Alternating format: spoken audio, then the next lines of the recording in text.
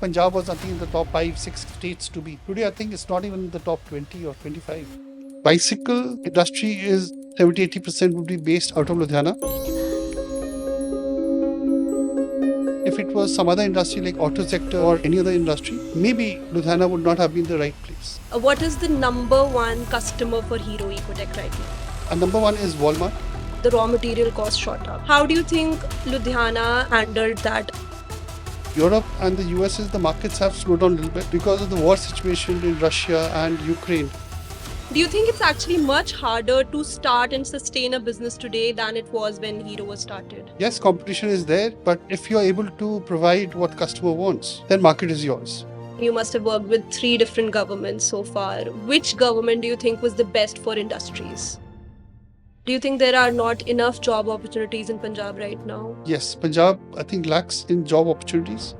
So many industries are actually moving out of Punjab. Why do you think that shift is happening? That has happened because And there's so many growing businesses not able to manage their operations too well. you should be able to predict how market will grow. Do we need extra manpower? Do we need excess material? What is that one fear that never really goes away from the heart of an entrepreneur? I think the bigger that you get, more risks that you tend to take. What is the one mantra that you heavily rely upon when you are making a decision? If you keep thinking over and over again, you get confused. I think somewhere you need to take a stop, need to decide and get over with it. If bank were to increase their interest rates today, most businesses in Ludhiana would be bankrupt. I think Everyone's talking about startups, but what about businesses that have survived decades and still managed to grow? How does a business stay relevant across generations? What does it take to run a family business professionally? Today we find out about all of that with Mr. Gaurav Munjal, MD of Hero Ecotech on ScoopOut with Khyati. So first of all, thank you for doing this. I am super excited to have you on Scoop Out with Khyati and looking forward to learning so much about how a legacy business like yours is run. thank you so much for inviting me. Yeah. Great. So I'd like to start with talking about how the very first cycle was built in Ludhiana back in 1956, if I Correct. have the right number. Yeah. And to cut to today, I think you're exporting to so many countries, including the US and Europe. How does a legacy business like yours stay relevant in today's cutthroat world? Okay, this is a family business, and I'm the third generation in this business. So we started in 1956. It was started with by my grandfather and his brothers, and then we got into other sectors, which is auto sector and IT and other things. So I have always been in bicycles, and I've been here since 2004. Okay. And we have always concentrated on exports to Europe and the US and UK. And because this is a family legacy, it's not about business, it's more about passion. And I must say, we've been lucky. We've had some very good customers, and we are in the mass premium market, which is not the cheapest, but quality and good comfort bicycles. Hmm. So, yeah, I mean, we only target the good sectors, which is Europe and the US. Right. And do you think if we go back to the time when Hero was started and if we compare it to the time today, there is so much more competition. I think the barriers of entry have also reduced in terms of, especially with digitization coming in the picture for so many industries. Do you think it's actually much harder to start and sustain a business today than it was when Hero was started? See, first, I think everybody has a right to be in a business. Hmm. So when it started, this was in 1956, there were a handful of companies. But today, yes, there are many, many companies. A lot of companies come up and a lot of companies are shutting down business. So yes, competition is there, but if you are able to provide what customer wants, which is quality and delivery at a certain price, then market is yours. Having said that, I think experience matters, and that is what we as a family bring it on into our business. And Hero Cycles and us in 2011 we had a family split, Hmm. so we are separate. So my company is called Hero Ecotech, and the brand that we deal with is called Cross, which is my brand. In exports, we have the Europe and the US markets. Yeah. Hmm. Hero was already there. I know that you're running another brand now. Why was that new brand born? Was it just out of that split, or was there a reason in terms of strategy also that you needed another brand Okay, in the it was basically we were exporting cycles from here, Hmm. and then after the split, we wanted to be in the Indian market. Okay. So we chose this brand called Cross, and yes, so it was created because we wanted to venture into the Indian market. Okay, so Cross is just being sold in the Indian market and Correct. Hero is being exported. Hero, we are OEMs, so we Okay. supply under customer brands, All right. and Hero is a separate company. All right. So they look after the Indian, they have the Indian market, Okay. and we concentrate on Cross, which All is India right. market, and exports. All right. Talking about Hero Ecotech as a company, Yeah. what is the number one customer for Hero Ecotech right now? I see God's been kind. We've been working with Indian. We have a lot of Indian customers, like Hmm. Indian dealers, but our number one is Walmart, which Hmm. is in the US. We Okay. have a customer, French customer, Hmm. which we've been working for the last 20 years Hmm. and going strong. Okay. So, and then we have a lot of other smaller customers in Europe. Hmm. We work with Disney, we work with some other strong retailers. Hmm.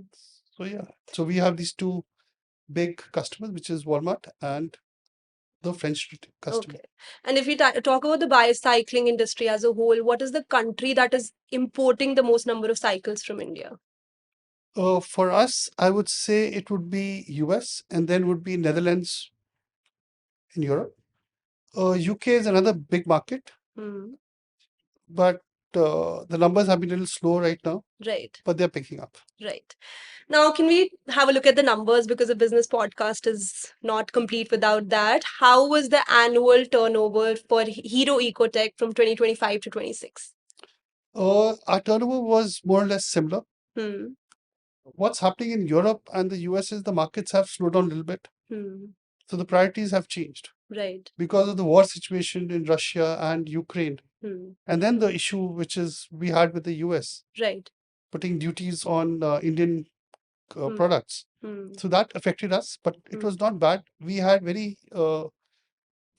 high hopes Hmm. for the market growth, but we did not come down. We were around stable.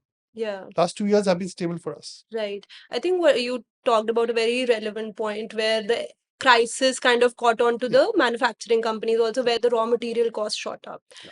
How do you think Ludhiana as a city handled that and the industry in Ludhiana handled that crisis? See, I would say that people in Ludhiana or even in Punjab are very passionate about work, Hmm. and they will find ways of making things happen. Hmm. Whether they negotiate, whether they give advances, or whether they try and find alternate solutions. So, Hmm. so did we.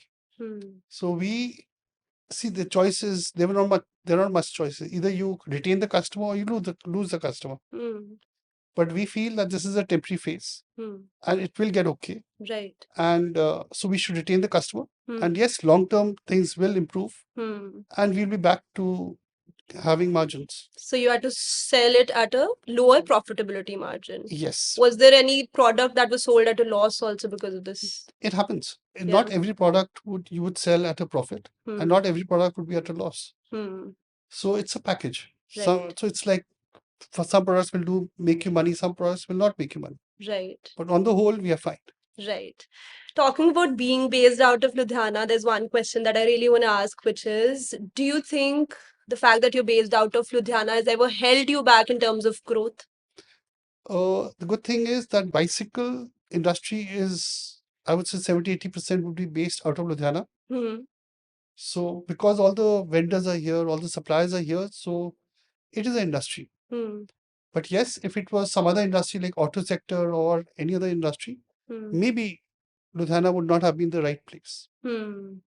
But today, cycles are all made here, everything is readily available, Hmm. infrastructures are here. Hmm. So then, yes, Ludhiana is the right place. Hmm.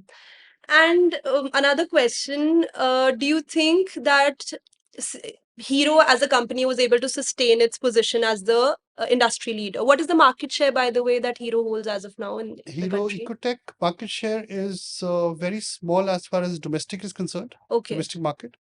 As far as export is concerned, I think we would be in the top 2 or 3. All right. Yeah. And what is the percentage? I would not have the figures, but I think we would be in top two. So we are doing well. Okay. Yeah. Great. Sounds amazing. But no matter how big a business grows, do you think the eventual future of the business lies in the hand of the government and the politicians and what kind of policies they're bringing and stuff like that? See, a lot of things depend on the policies of the government, the infrastructure. Like I would say, cycling. People would cycle only when the infrastructures are good, and obviously the weather, which is nobody's control. So government has taken some initiatives across India of creating these cycling lanes and areas to cycle. So I think the more the government does, the better it would be. And plus, yes, it's a clean way of mode of transport. So government is doing their bit, but I think we as people also need to push. We cannot say everything government will do, but somewhere we as an industry, we as people need to work and focus on that. I think cycling is a big trend in the other countries, but when you look at India, I think the trend hasn't caught up yet. Even though there are cycling clubs and stuff like that, the youngsters are very interested. Even people are coming back to that sport, but the way that cycling is taken up in abroad is not the same way that it's done in India. Is that See, true? cycling in India has always been means of transport. Cycling generally. In Europe, it's been means of it's exercise, means of health, and it's just been a fun thing. If you look at Netherlands, I think every household has multiple bicycles. If you look at India, very small percentage of Indians would have cycles. Also, the reason is that infrastructure has not been so good, and plus, I don't think we are that health conscious. But now people are getting health conscious, so they are going to gyms and cycling and everything. But in the past, it was not like that. Today, people are investing money in good bicycles. They are investing in fitness. They are spending money on their health and wellness. So yes, going forward, I think cycles would be a great product. What would change is the trend. Like today, people want very cheap cycles and entry level. But somewhere there are people coming up there. Like if you look at the main cities where people are passionate about cycles, so you will have cycling groups. You have early morning riders. So that group cycling is increasing, and I think it's a great way to uh, move towards health. Right. And are you working with the government in any way to introduce cycling tracks in the city, for example, or is any innovative thing coming in Ludhiana? Yes, there are cycling. There are the like there are cycling groups who are pushing the government. There are organizations like ACMA, AICMA. Okay. So and there are other groups which are working with the government on how to promote cycling, how to have cycling lanes. I think the main thing is a lot of NGOs now who are focusing towards better health, safety. And you'll see it if you go to Chandigarh or if you see Bangalore, or Pune or a lot of other cities, there are people who are cycling and they're enjoying cycling. Right. If we talk about it from the government point of view, at this point of time, you must have worked with 3 different governments so far. Which government do you think was the best for industries? See, every government brings some positiveness to the industry. Like this government is trying to promote industry growth. They are focusing on what is required by the industry. The earlier governments were working on infrastructure. So every government is doing their bit. So we cannot say this government was good or this government is not good. I think as long as the government does their job right, I think it's all good. Which any particular government you would like to give credit to for the fact that Ludhiana is an industrial hub in Punjab? See, last few years, governments have changed. Every 5 years, the government has been changing. So everybody is doing their bit. Some have done better, some have not done. Some are focused on the rural, some are focused on the urban areas. But I think whichever government comes, I think infrastructure is one of the main things that they should focus on. Right. They should focus on education and job opportunities. Why would people want to leave Punjab and go to other places? If you are able to retain talent in Punjab, I think a lot of things will be settled. And plus, crime would come down if there are jobs. Do you think there are not enough job opportunities in Punjab right now? Uh, as compared to other cities, yes, Punjab I think lacks in job opportunities.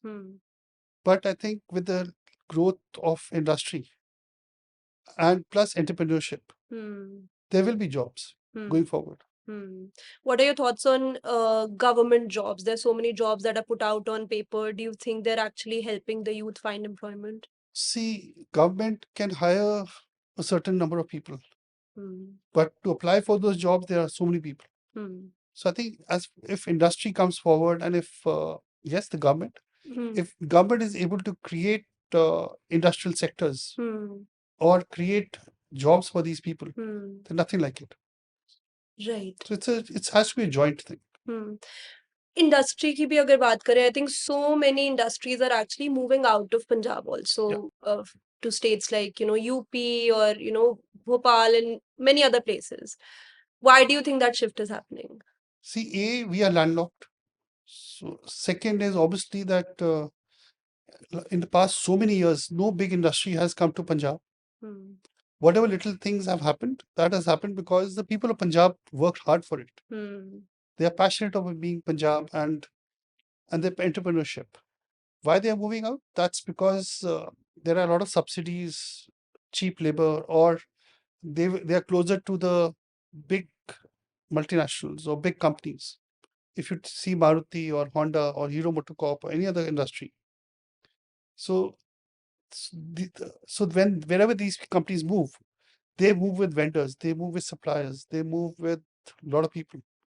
So if Punjab needs to do that, we need to have large industries coming to Punjab. Do you have any one policy in mind that can greatly help build Punjab's industry again? I think Punjab, the people of Punjab, they have they are working very hard for the business.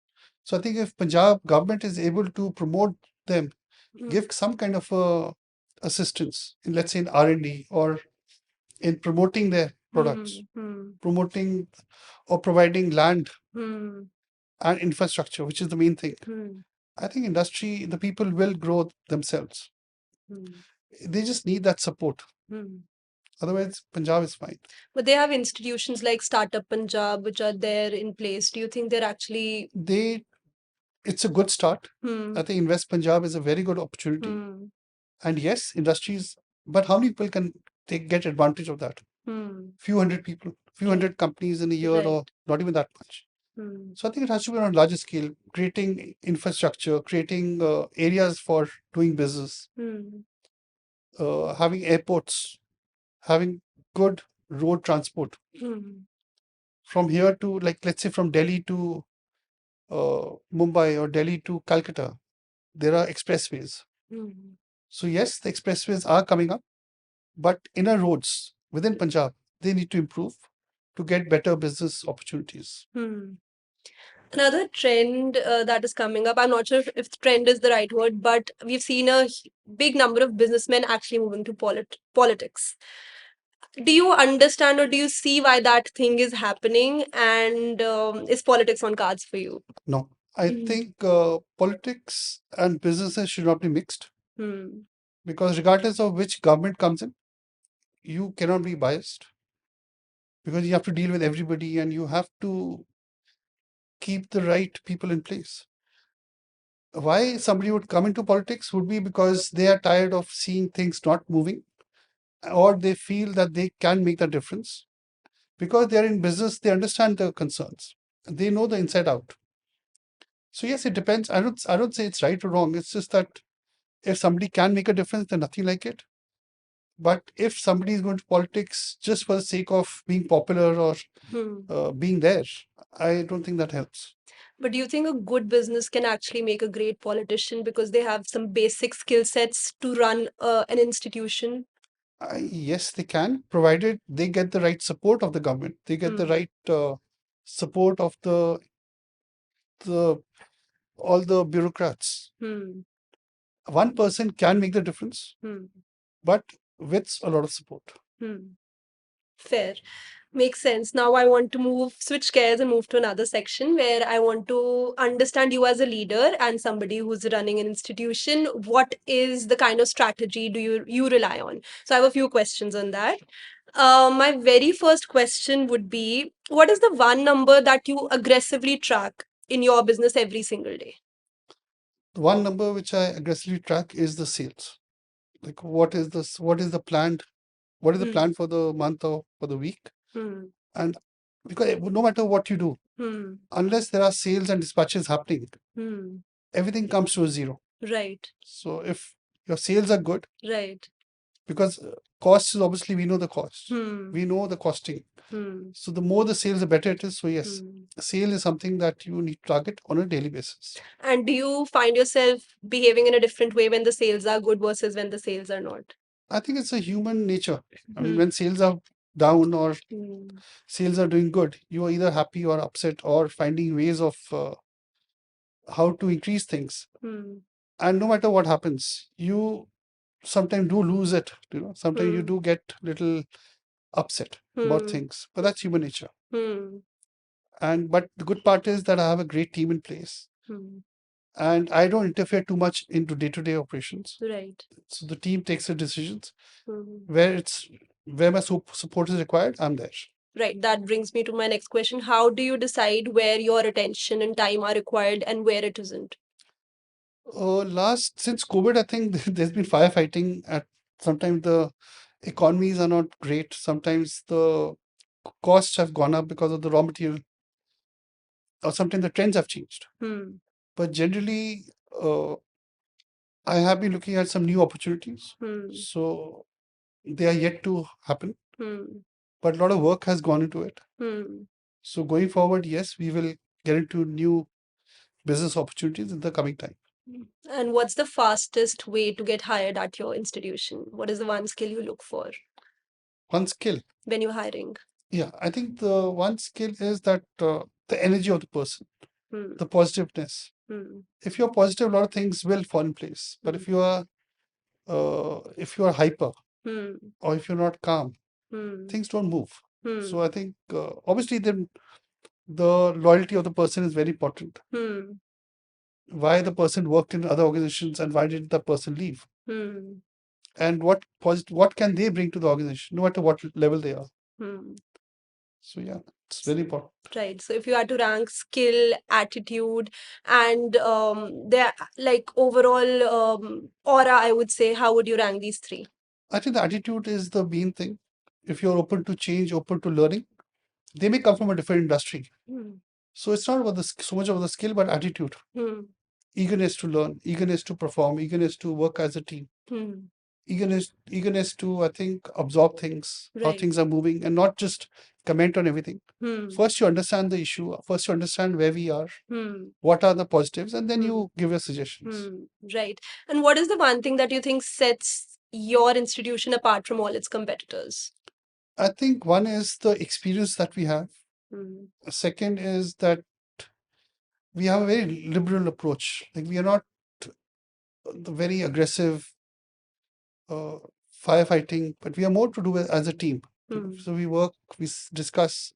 My doors are always open for any employee to come and discuss with me, suggest, and I'm willing to listen. In a lot of companies, it is from top to bottom. The decisions come from top to bottom. Here, it's a team decision. Right. So anything that we need to decide, I do take opinions of the people around and then take a judgment. Right. Fair. And there's so many growing businesses who are doing quite well. They're getting customers, but one thing they get stuck at is operations. I think they're not able to manage their operations too well. What is the technique that you've relied on in your past experience that has helped you? See, I think first you need to have, you should be able to predict how market will grow, how market will grow in the next 2, 3 months. Do we need extra manpower? Do we need excess material?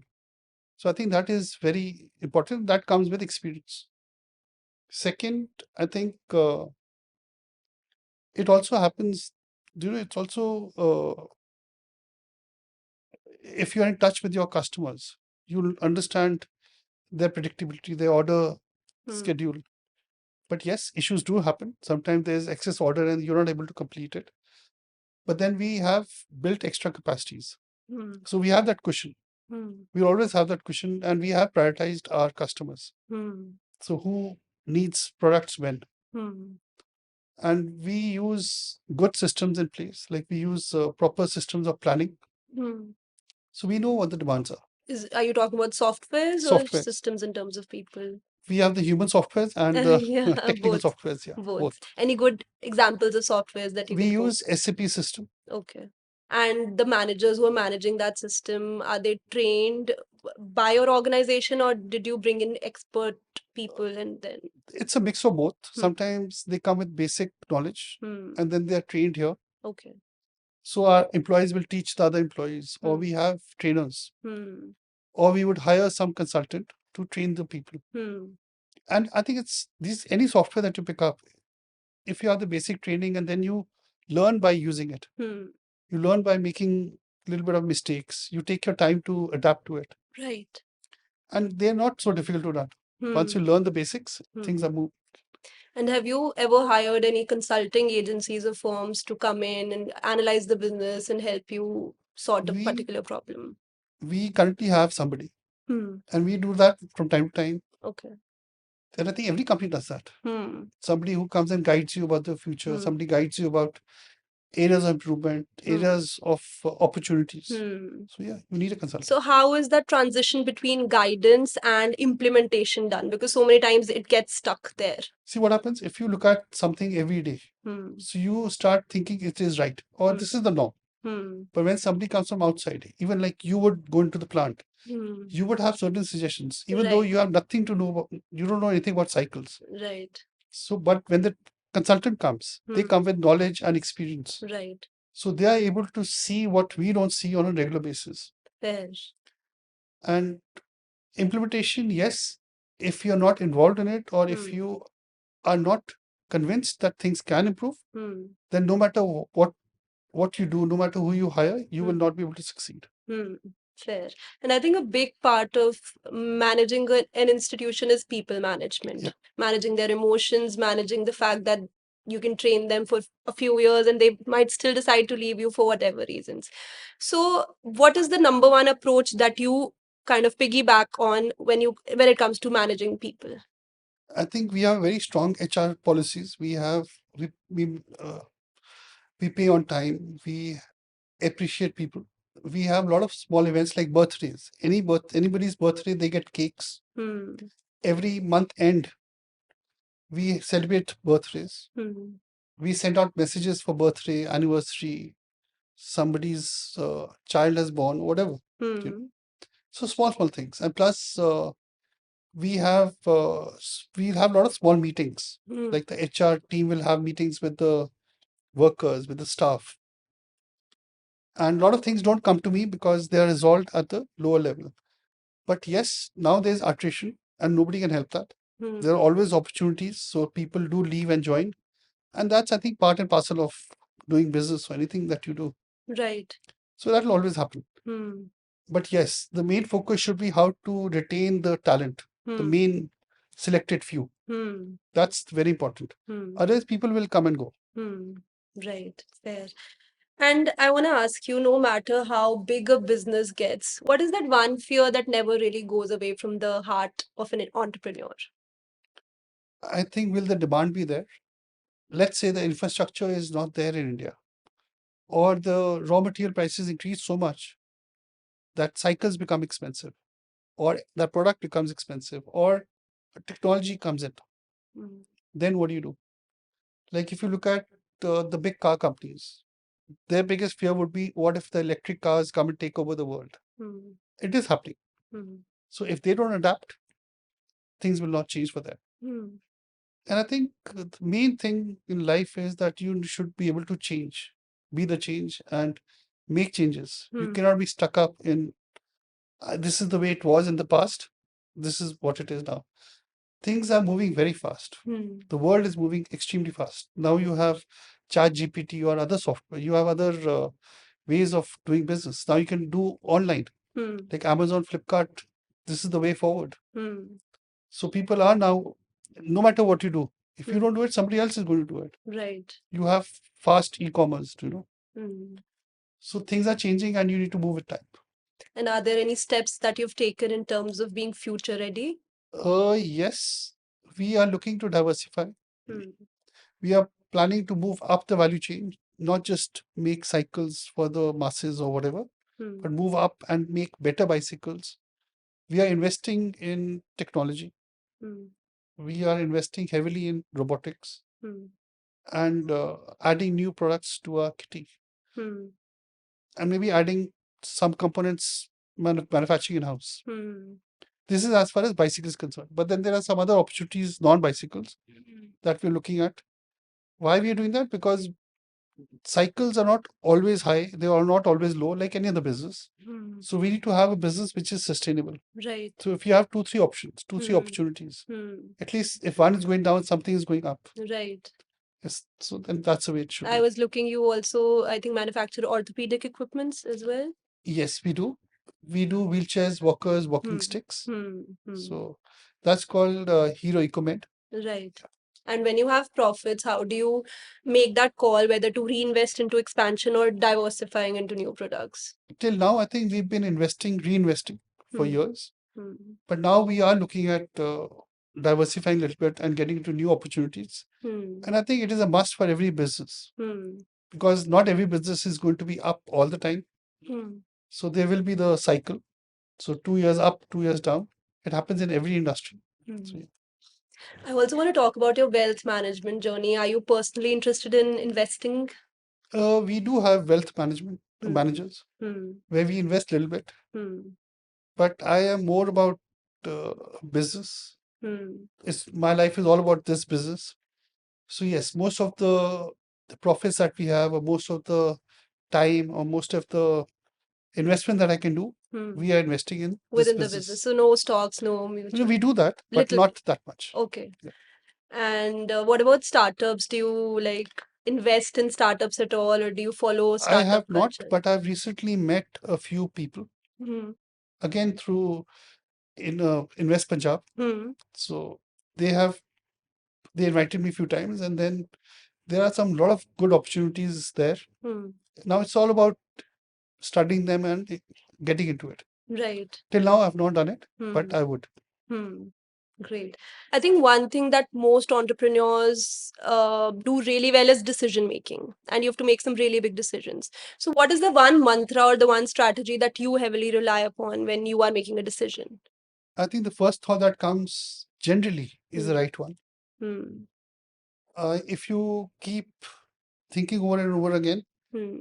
you get confused, and then there are a lot of other opportunities that come up, a lot of other points that come up. Hmm. So I think somewhere you need to take a stop, you need to decide and get over with it. Hmm. And what is the one decision that you took that actually made you crores, but at that point it felt wrong? For one of our customers, they were negotiating the price Hmm. and we were debating whether to do it or not Hmm. because the margins were very low Hmm. and they're still very low. Hmm. But they were able to give us good orders. So Hmm. at least somewhere there was some kind of compensation. Hmm. And now they're doing well. Hmm. So we see good numbers happening. So yeah, that time we were thinking whether to do it or not. Hmm. And they did not come with good reputation. They said, then they squeeze you for margins. Hmm. It's all about pricing. It's all about pricing. But I think they are beyond that. It's all Hmm. about relationship. It's all about quality. It's about delivery. Hmm. Yeah. And when you're negotiating with someone, how do you make sure that you've brought that person to the best that they could have delivered to you? See, there'll always be competition. Hmm. So what are your strengths? What is my strength? Or what is the Hero Tech strength? Hmm. Is quality, is systems, is we will not cheat a customer.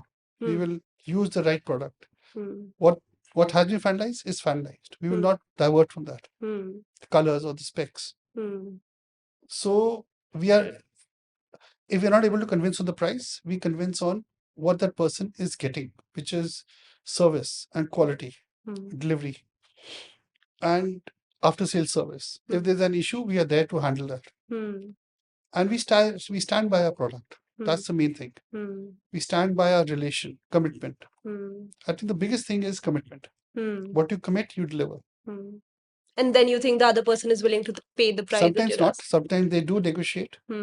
But over the years, people have realized that yes, we may be higher in some places, some ways, or not so competitive compared to other companies, but at least our quality and our service is there.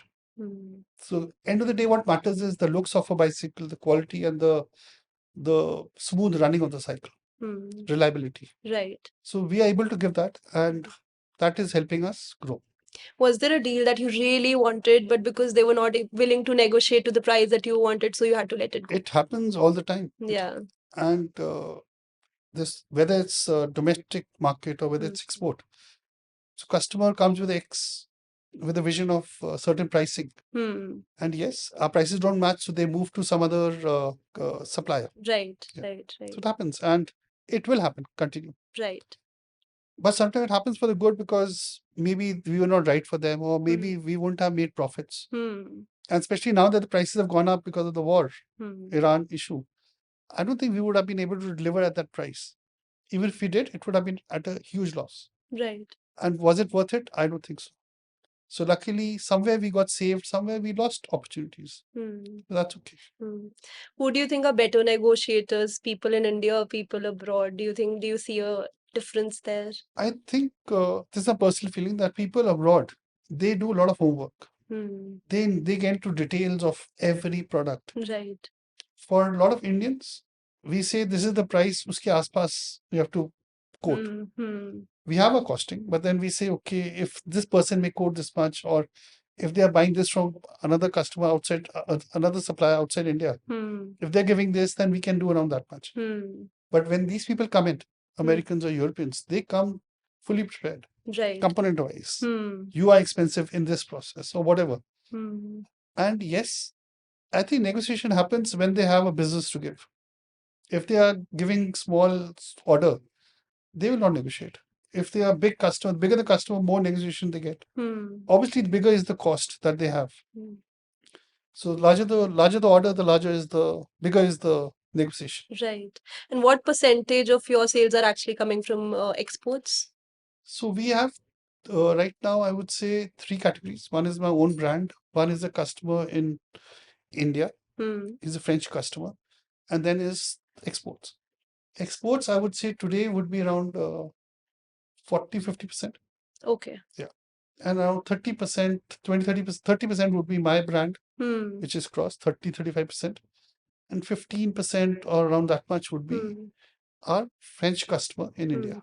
So when Hero Ecotech was born, you had to start on that export journey, right? There was a lot of groundwork that you had to do. Let's say somebody is watching, wants to get into the export segment. How do you recommend? Where do they start? We've been exporting since, I think, over 35 to 37 years. But yes, we are adding new customers. I think legacy says it. It's not about overnight you will gain sympathy or orders from a customer. It's always zero. So you start with small orders. What is it that you bring to the table? Are you bringing quality? Are you bringing price? Are you bringing some kind of a uniqueness? If your product is unique, you can get orders and you can get good profits. If your product is what everybody else is doing, then it's a price war. So if anybody wants to get into cycle business or anything similar, what is your uniqueness? Why would somebody buy from you? It's if you're able to answer that, then that's the thing. Why somebody would buy from us? Because we have amazing systems. We are a SA 8000 company. We are approved by the Walmart. We are approved by Disney. We are approved by a French customer. So we have a lot of other approvals. And they're not easy approvals to certifications, get. and they're not easy. Yeah. So a lot of things had to be changed. Handling the manpower, how the salaries would happen, how process flow, everything. It's not about just paying the people and they will work. It's about putting systems in place. So it is not an overnight thing. It takes years. Right. And yeah. And after Trump came into power, have you seen rise, fall in terms of sales to the US? When Trump came into power and he spoke about the duties, I think our business did suffer. And it's still suffering because prices had to be reduced because they had customers in the US, they had to pay a lot of import duties. So they negotiated with us, they reduced the new developments because they didn't know what the future is. With the duties that Trump had put, business was not viable for the US customer. But they supported us, we supported them, we reduced our margins, we gave whatever is required. And now I think things will settle and business will grow. But that was a short time. Right. But that is what business is. It's for give and take. You support each other. But apart from that time, do you think Trump has actually brought the market a little higher? See, I think every leader of a country has something for their own country. He wants manufacturing in US. Certain things cannot be manufactured in the US because of the cost. And in India, we can manufacture because our costs are lower than US. So I think somewhere the leaders have to understand that certain things can be done, some things cannot be done.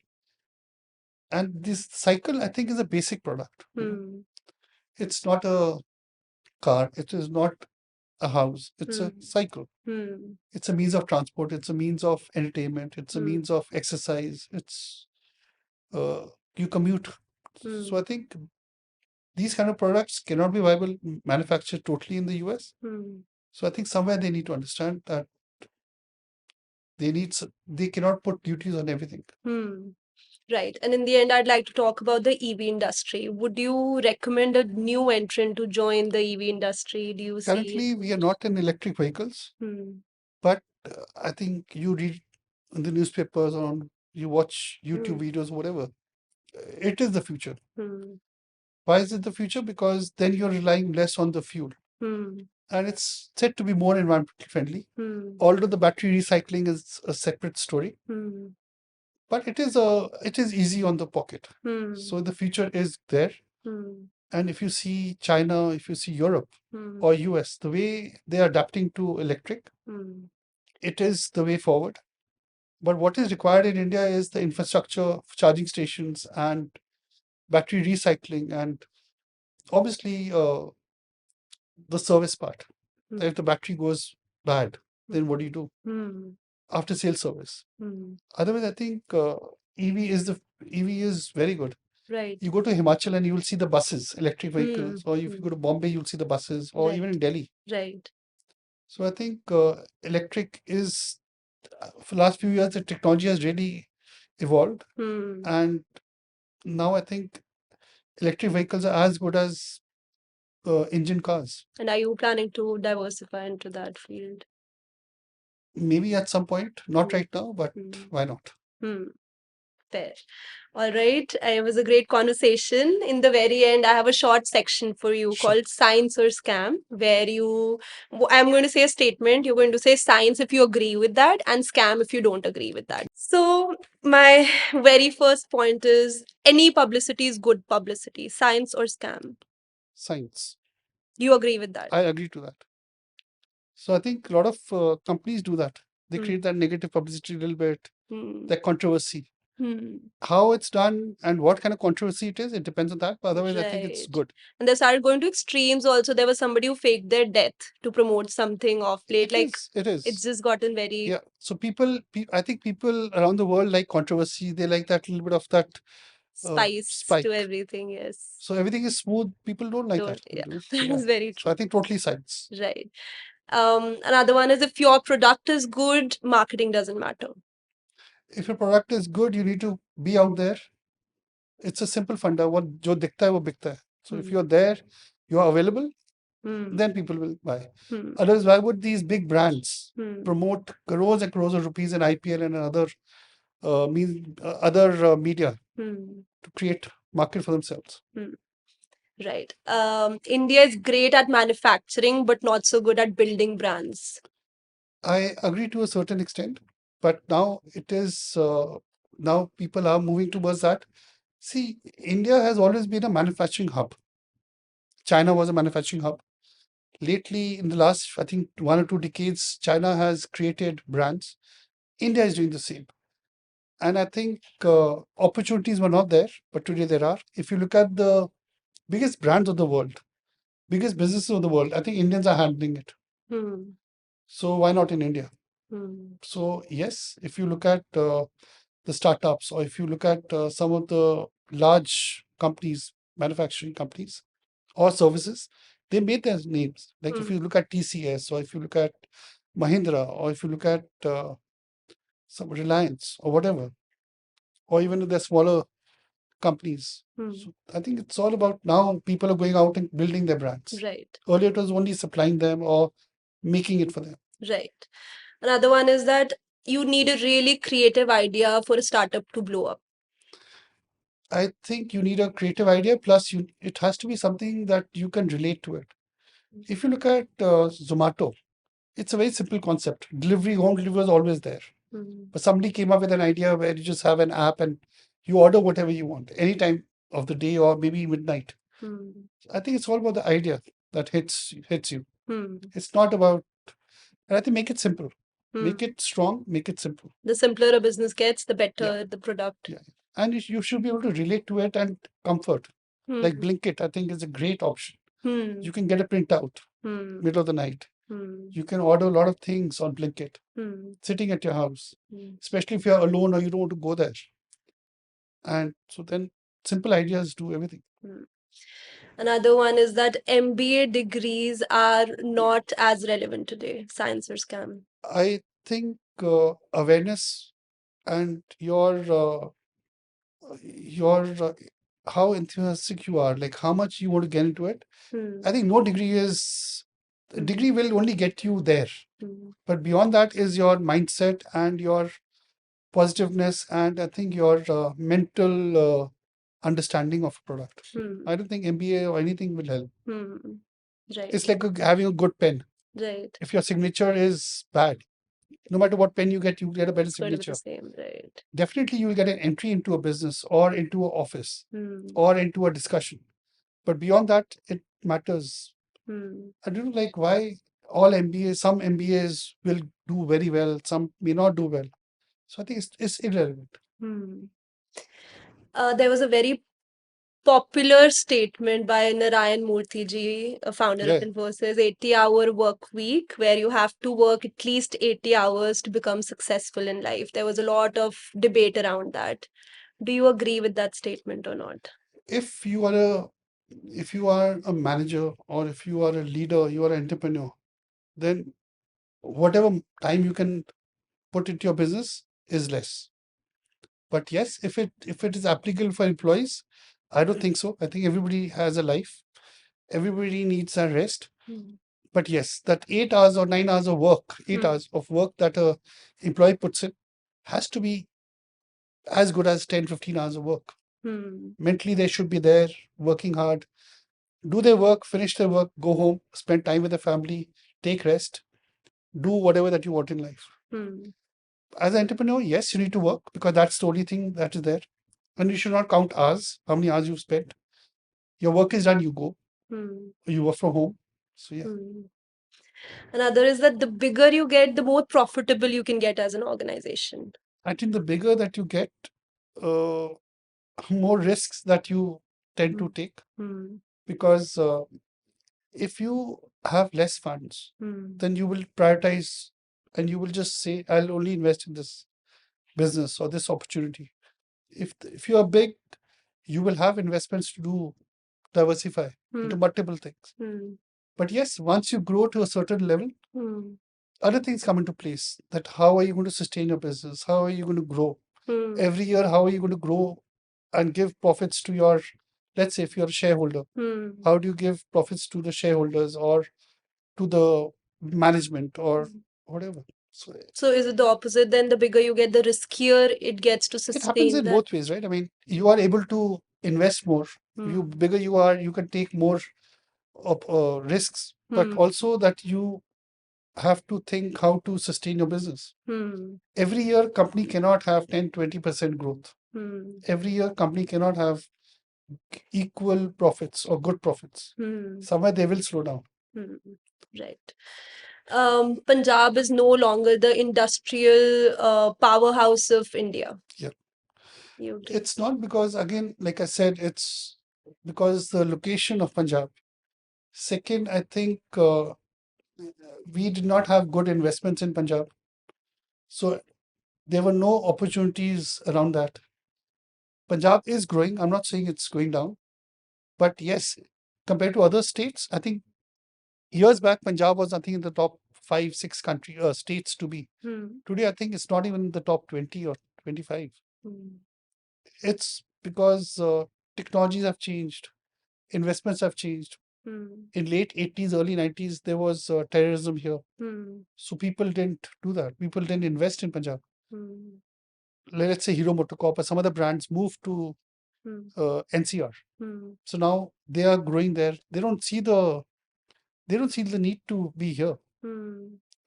But yes, Punjab has good opportunity in the current businesses that are there and in agriculture. Punjabis are hardworking. All they need is support and guidance. Right. The last one is that if banks were to increase their interest rates today, most businesses in Ludhiana would be bankrupt. I think it's applicable for any industry, anywhere in the world. Bank rates are low sometimes, and then all calculations done on that. And companies or a lot of businesses are playing on thin margins, but on volumes.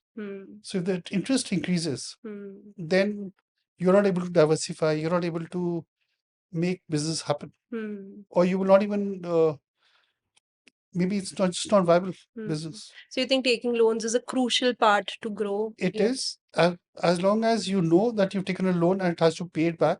It's like a credit card. You spend today and you pay tomorrow. Sometimes it's a benefit, but sometimes it's also a big loss. When you need to pay, then how do you pay? So banks will always promote take loan, take loan, take loan. But then you need to have your head on your shoulders, Right. and see how much you want to, how many loans you want to take, and what do you want to invest it. And at Hero, how do you manage your debt to equity ratio? We are doing fine because our loans are not that much. We are self-funded mostly. And because we are in cycles where the margins are not that much, but it's the volume. So we are trying to control our expenses or taking any kind of loan, further loans. But sometimes you do need a loan. I don't think loans are bad. It's just that how do you use them, and then you should be quite sure that you'll be able to return it and sustain. Right. Right. I think that brings us to the end of the podcast. Thank you so much Thank for you so sparing much. so much time. It was a very lovely conversation where we learned so many insightful things on how the business is being done in Punjab and what is the future going ahead. So thank you for your Thank time. you so much. Thank you. Thank you.